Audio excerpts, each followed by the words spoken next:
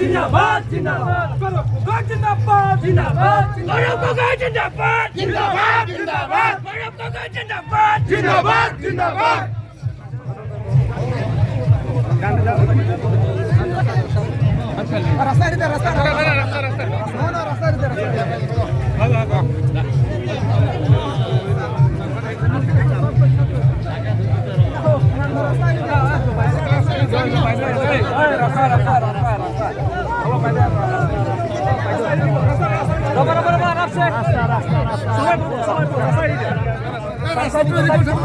बादल की तरफ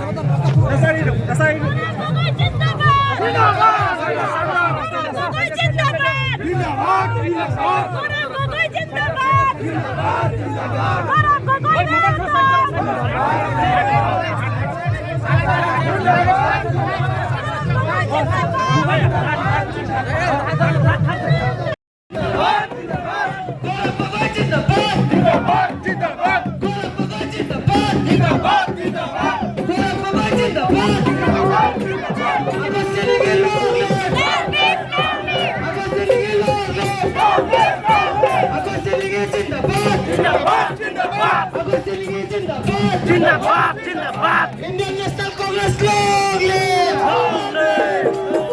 Indian national Congress लोग इंडियन नेशनल कांग्रेस लोग कांग्रेस जिंदाबाद जिंदाबाद जिंदाबाद कांग्रेस जिंदाबाद जिंदाबाद जिंदाबाद कांग्रेस जिंदाबाद जिंदाबाद जिंदाबाद begitu Pak.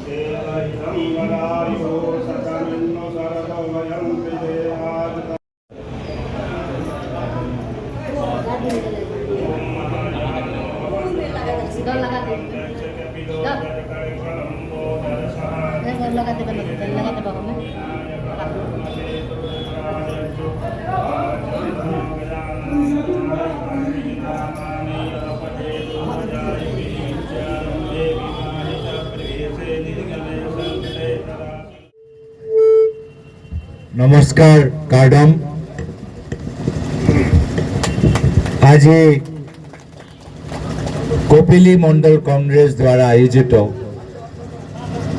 এইখন অনুষ্ঠানত উপস্থিত থকা জিলা কংগ্ৰেছৰ সভাপতি অগষ্টিন এংগি ডাঙৰীয়া, প্ৰাক্তন চিফ জয়ৰাম এংলেং ডাঙৰীয়া, প্ৰাক্তন EM প্ৰদেশ কংগ্ৰেছৰ সাধাৰণ সম্পাদক অশোক তেৰণ ডাঙৰীয়া, প্ৰাক্তন EM এলিছ এংটিপি বাইদেউ, প্ৰাক্তন EM ডক্টৰ মানসিং ৰংপি ডাঙৰীয়া, প্ৰাক্তন EM প্ৰাক্তন সভাপতি ৰাতুল তেৰণ ডাঙৰীয়া, উপস্থিত থকা সম্পাদক ৰেহানুদ্দিন ডাঙৰীয়া, মিছবাউদ্দিন ডাঙৰীয়া, প্ৰশান্ত মহন্ত ডাঙৰীয়া, বিশ্বজিৎ ৰয় চৌধুৰী ডাঙৰীয়া, সাধাৰণ সম্পাদক অদিত ভানু ডাঙৰীয়া আৰু ইয়াত উপস্থিত থকা NSY যুৱ কংগ্ৰেছ, মহিলা কংগ্ৰেছ, সেৱা দল, য়াং ব্ৰিগেড, কিষাণ চেল, বিভিন্ন সংগঠনৰ পৰা অহা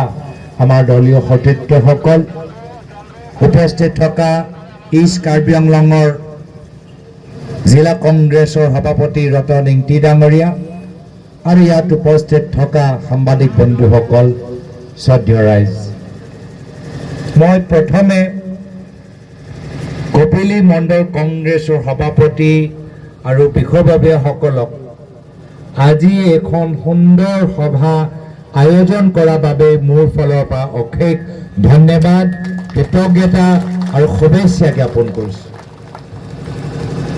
বহুত কষ্টৰ মাজত আপোনালোকে এইখন মিটিং আয়োজন কৰিবলগীয়া হ'ল। বহুত প্ৰতিবাদ, বহুত আপোনালোকৰ আগত বাধা দিয়া গ'ল, কিন্তু তথাপিও আপোনালোকৰ কষ্ট বিনিময়ত আজি ইয়াত শ মানুহ উপস্থিত হৈছে। এয়া হ'ল আপোনালোকৰ কষ্টৰ ফল, এয়া হ'ল বাস্তৱ অসমৰ ৰাইজৰ আবেগ আৰু কংগ্ৰেছ দলৰ প্ৰতি মৰম। যিমানে বিজেপি দলে চেষ্টা কৰক বা নকৰক, অসমৰ ৰাইজ আগন্তুক দিনত আমাক আশীৰ্বাদ দিবই, আমাক মৰম কৰিবই। আজি আপোনালোকৰ কষ্টৰ ফল চাই মই ক'ব পাৰোঁ 100% নিশ্চিতভাৱে অহা বছৰ অসমৰ ভিতৰত কংগ্ৰেছৰ নেতৃত্বৰ চৰকাৰ হ'বলৈ গৈছে।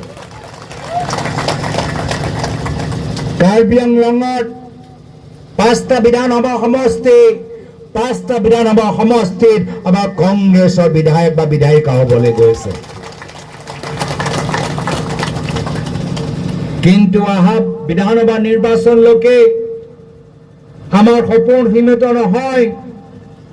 মই যিখিনি কথা যোৱাবাৰ যেতিয়া কাৰ্বি আংলঙলৈ গৈছিলোঁ সেই সময়ত কৈছিলোঁ, একেখিনি কথা আপোনালোকৰ সন্মুখত দোহাৰিছোঁ। মাত্ৰ বিধানসভা নহয়, মাত্ৰ লোকসভা নহয়, আমাৰ অন্তিম সপোন হ'ল কাৰ্বি আংলঙৰ ভিতৰত কাউন্সিলটো কংগ্ৰেছে দখল কৰাটো হ'ল আমাৰ সপোন। যোৱা 10 বছৰত বহুতখিনি আশা আৰু মিছা প্ৰতিশ্ৰুতি বিজেপি দলে দেখালে। বহুতখিনি কথা ক'লে, মিঠা মিঠা কথা ক'লে, চাকৰি পাব, উন্নতি হ'ব, মাটি পট্টা পাব, উদ্যোগ হ'ব, শিক্ষা লাভ কৰিব, চিকিৎসা লাভ কৰিব, বহুতখিনি কথা ক'লে, কিন্তু প্ৰতিটো কথা মিছলীয়া। আৰু এতিয়া যেতিয়া ৰাইজে সুধিছে যে ক'ত গ'ল তোমালোকৰ কামৰ প্ৰতিশ্ৰুতি, ক'ত গ'ল, এতিয়া যেতিয়া ৰাইজে হিচাপ বিচাৰিছে যে ক'ত ক'ত কাম হ'ল, এতিয়া বিজেপি দল ৰাইজৰ আগত নিজৰ মুখখন দেখাবলৈ ভয় কৰিছে, ৰাইজৰ প্ৰশ্নৰ উত্তৰ দিবলৈ ভয় কৰিছে। ৰাইজ যে আজি কংগ্ৰেছৰ সভাত আহি সাহস লাভ কৰিছে, ৰাইজৰ সেই বৃদ্ধি হোৱা সাহস চাই এতিয়া বিজেপি দলে ভয় কৰিছে। আৰু সেইকাৰণে ভয়ত বিজেপি দলে কি কৰিব বিচাৰিছে, জনসাধাৰণক ভয় খুৱাবলৈ বিচাৰিছে। সাংবাদিকসকলক ভয় খুৱাবলৈ বিচাৰিছে, RTI কৰা মানুহবোৰক ভয় খুৱাবলৈ বিচাৰিছে, ছাত্ৰ সংগঠনক ভয় খুৱাবলৈ বিচাৰিছে, মহিলাসকলক ভয় খুৱাবলৈ বিচাৰিছে, যুৱকসকলক ভয় খুৱাবলৈ বিচাৰিছে। মই বিজেপি দলৰ নেতাসকলক বিনম্ৰ অনুৰোধ কৰিছোঁ, অসমৰ ৰাইজক, কাৰ্বি আংলঙৰ ৰাইজক ভয় খুৱাবলৈ চেষ্টা নকৰিব। ৰাইজৰ লগত কংগ্ৰেছ আছে, ৰাইজক ভয় খোৱাতকৈ ৰাইজৰ পৰা ভয় খাবলৈ শিকক, ৰাইজৰ পৰা ভয় খাবলৈ শিকক। নিজকে ৰাইজৰ ৰজা নাভাবিব। হিমন্ত বিশ্ব শৰ্মা ডাঙৰীয়া, তুলিৰাম ৰংহাং ডাঙৰীয়া নিজকে ৰাইজৰ ৰজা নাভাবিব, ৰাইজক ৰজা ভাবিবলৈ আৰম্ভ কৰক, ৰাইজক ৰজা ভাবিবলৈ আৰম্ভ কৰক। অহা বিধানসভা নিৰ্বাচনত এই ৰাইজৰ আংগুলিত ইমান শক্তি আছে, আপোনালোকৰ পৰা এই ক্ষমতা গাড়ী কাঢ়ি লৈ যাব অসমৰ জনসাধাৰণে। আৰু তাৰ পিছত কি হ'ব? তাৰ পিছত আপোনালোকৰ ওচৰত সেই 24জনীয়া চিকিউৰিটি নাথাকিব, আপোনালোকৰ ওচৰত সেই গৃহ বিভাগটো নাথাকিব। আপোনালোকে সাধাৰণ মানুহৰ দৰে অসমৰ ৰাইজৰ মাজত থাকিব লাগিব, ৰাইজৰ প্ৰশ্নৰ উত্তৰ দিব লাগিব। আৰু সেইকাৰণে মই এতিয়া ভাবিছো যে যদি এতিয়া যেতিয়া তেওঁলোকৰ ওচৰত ক্ষমতা আছে, ৰাইজৰ পৰা ভয়, মোবাইলটো বন্ধ কৰকচোন। এতিয়া যেতিয়া তেওঁলোকৰ ওচৰত ক্ষমতা আছে, এতিয়াৰ পৰা যদি ৰাইজক ভয় কৰিছে, যিদিনা ক্ষমতা হাতৰ পৰা গুচি যাব কিমান তেওঁলোকে ভয় কৰিব, মই তাৰ অনুমান এতিয়া পাইছো। আৰু সেইকাৰণে মই যোৱাকালি ক'লো যে হিমন্ত বিশ্ব শৰ্মা ডাঙৰীয়া বিধানসভা নিৰ্বাচনৰ পিছত অসমৰ ভিতৰত দেখা নাপাব, ভয়তে অসমৰ পৰা গুচি যাব। ক'ত যাব? যাব ডুবাই বা যাব ছিংগাপুৰ। তাৰ মানে কি? তাৰ মানে আমাৰ কংগ্ৰেছ দলে ভয় কৰা নাই, আমাৰ কংগ্ৰেছ কৰ্মীখিনি ভয় কৰা নাই। না হিমন্ত বিশ্ব শৰ্মা ডাঙৰীয়াৰ পৰা ভয় কৰিছে, না তুলিৰাম ৰংহাং ডাঙৰীয়াৰ পৰা ভয় কৰিছে। আমাৰ কংগ্ৰেছ দল, আমাৰ কংগ্ৰেছৰ কৰ্মীখিনি বাঘৰ দৰে ওলাই গৈছে কংগ্ৰেছৰ পতাকা লৈ। আৰু এই কংগ্ৰেছৰ বাঘক চাই আমাৰ অসমৰ ৰাইজ এতিয়া সাহস লাভ কৰিছে, আৰু সাহস লাভ কৰিছে কিছুমান বিজেপি দলৰ ভিতৰত থকা মানুহবোৰে। তেওঁলোকেও কৈছে যে আমি ৰাজনীতি কৰিবলৈ আহিছোঁ, আমি ৰাইজৰ সেৱা কৰিবলৈ ৰাজনীতিত ভৰি দিছিলোঁ। হয়, আমি বিজেপি দলৰ আদৰ্শ কিছু ভাল পাইছোঁ, বাজপেয়ী ডাঙৰীয়া আদৰ্শ আমি ভাল পাইছোঁ, কিন্তু আজি এই বিজেপি দল যোগেদি আমি ৰাইজক সেৱা কৰিব পৰা নাই। আজি এই বিজেপি দল হৈ থকা নাই। এই বিজেপি দল হিমন্ত বিশ্ব শৰ্মা ডাঙৰীয়া প্ৰাইভেট লিমিটেড ফাৰ্ম হৈ পৰিছে। এই বিজেপি দল কাৰ্বি আংলঙৰ ভিতৰত Tuliram Ronghang private limited company হৈ পৰিছে। আৰু এই বিজেপি দলৰ কৰ্মীখিনি এতিয়া দলৰ কৰ্মী হৈ থকা নাই। হিমন্ত বিশ্ব শৰ্মা ডাঙৰীয়া, তুলিৰাম ৰংহাং ডাঙৰীয়াৰ প্ৰাইভেট লিমিটেড কোম্পানী এতিয়া তেওঁলোকে মাত্ৰ এজন বিষয়া হৈ পৰিছে। ৰাইজক সেৱা কৰিবলৈ সুযোগ পোৱা নাই। এতিয়া তুলিৰাম ৰংহাং ডাঙৰীয়া পিছে পিছে দৌৰিবলৈ হৈছে, হিমন্ত বিশ্ব শৰ্মা ডাঙৰীয়া পিছে পিছে দৌৰিবলৈ হৈছে। সন্মানটো নাই। যোৱাকালি মৰিগাঁও বিধায়ক দেখিলে, মৰিগাঁও বিধায়ক এজন জনজাতি নেতা, হ'ব পাৰে বিজেপি দলৰ বিধায়ক, কিন্তু তথাপিও এজন জনজাতি তিৱাৰ এজন নেতা ৰামাকান্ত দেউৰী ডাঙৰীয়া কেনেদৰে মুখ্যমন্ত্ৰী অপমানিত কৰিলে, তেওঁলোকে তুলনাভাৱে তেওঁলোকৰ লগত ব্যৱহাৰ কৰিলে আমি সকলোৱে দেখা পাইছোঁ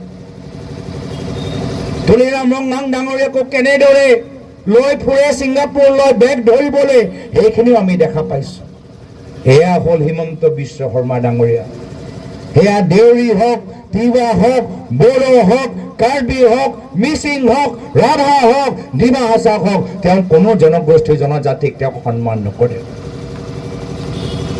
আজি এমাহ পাৰ হৈ গ'ল অসমৰ ৰাইজে হিমন্ত বিশ্ব শৰ্মা ডাঙৰীয়াৰ পৰা প্ৰশ্ন কৰিছে যে আমাৰ মৰমৰ শিল্পী অসমৰ হিয়া আমঠু জুবিন গাৰ্গৰ মৃত্যু কেনেকৈ হ'ল এমাহ